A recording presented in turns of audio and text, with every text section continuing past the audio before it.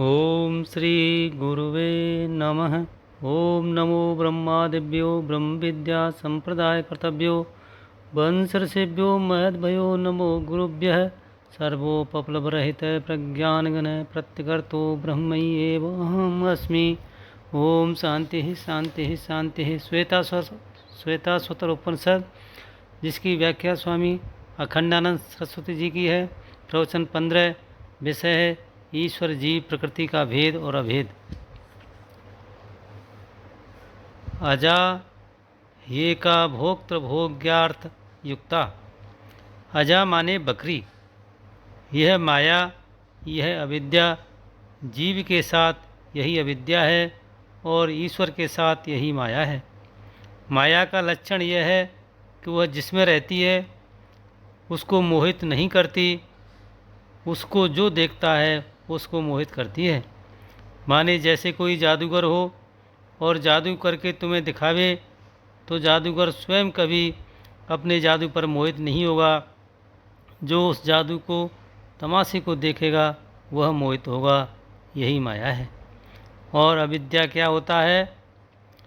और अविद्या क्या होती है कि वह अपने आश्रय को व्यामोहित करती है, वह विषय को व्यामोहित नहीं करती। जैसे जो अज्ञानी जादू देखकर लुभा जाएगा वह तो फंस जाएगा, लेकिन जिसमें जादू देखा वह ज्ञानी नहीं फंसेगा। अविद्या जिसमें होती है उसको फंसाती है और माया जिसमें होती है उसको नहीं फंसाती। माया देखने वाले को फंसाती है। अंधेरा जिस घर में रहता है उसी को ढक लेता है। यह अंधेरे का लक्षण है। घर ही उसका आश्रय है और घर ही उसका विषय है। इसी प्रकार आत्मा ही अविद्या का आश्रय है और आत्मा ही विषय है। इसमें भ्रांति प्रस्थान और विवरण प्रस्थान का थोड़ा फर्क है।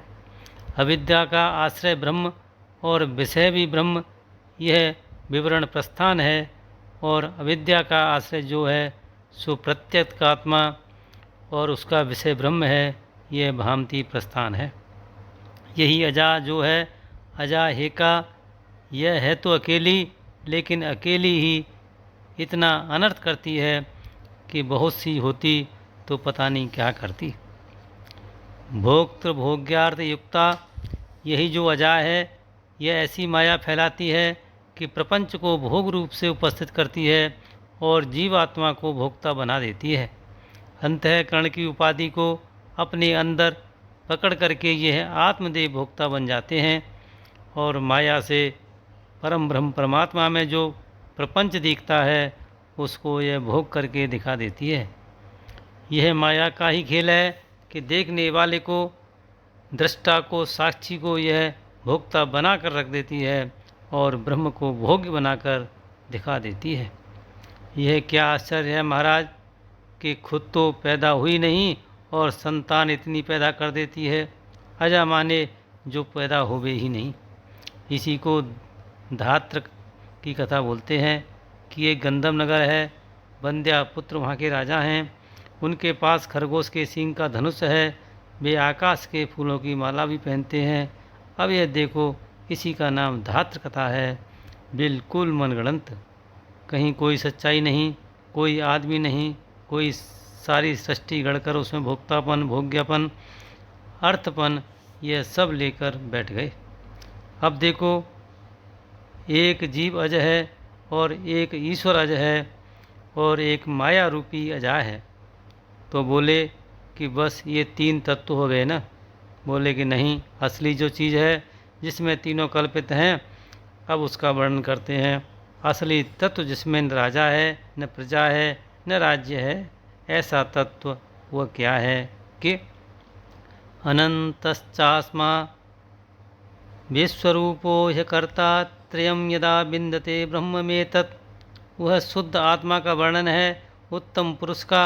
आपनोति व्यापनोति इति आत्मा। इसलिए यह आत्मा सर्वत्र परिपूर्ण है, तस्मात् अनंत है। वही दिशा है, वही विदिशा है, माने देश भेद सब उसमें कल्पित हैं। आदत्ते इति आत्मा, आपनोति इति आत्मा। इसलिए उसी में सारी वस्तुएं दिख रही हैं। वही आँख से दिखाता है और वही जवान से बुलवाता है। तदेव वेद्यम तदेव विद्या, और वही सारी टीकाओं के रूप में है। देश काल से वस्तु की अपरिछिन्न, देश काल वस्तु का अधिष्ठान, देश काल वस्तु का प्रकाशक और अनंत, जिसमें अंत नहीं है। देखो कोई भी चीज़ दिखेगी, देखो कोई भी चीज़ देखेंगे तो दिखने वाली चीज़ का अंत कहाँ है? बोले कि आँख में। अपनी तरफ तो आँख है ना, तो उसका अंत मिल गया ना। आत्मा अनंत है, उसका अंत नहीं मिला। जहाँ जहाँ जाओगे वहाँ वहाँ पहले से मौजूद है। तदैजते तत्रैजते तद्दूरे तद्वन्तिके तदंतरस्य सर्वस्य तदु सर्वस्यास्य बाह्यतः। ईसा उपनिषद में रोज़ पढ़ते ही हैं। चल भी वही है, अचल भी वही है, दूर भी वही है, पास भी वही है, सबके भीतर भी वही है, सबके बाहर भी वही है। इसी के साथ सत्संग को विराम। ओम शांति शांति शांति।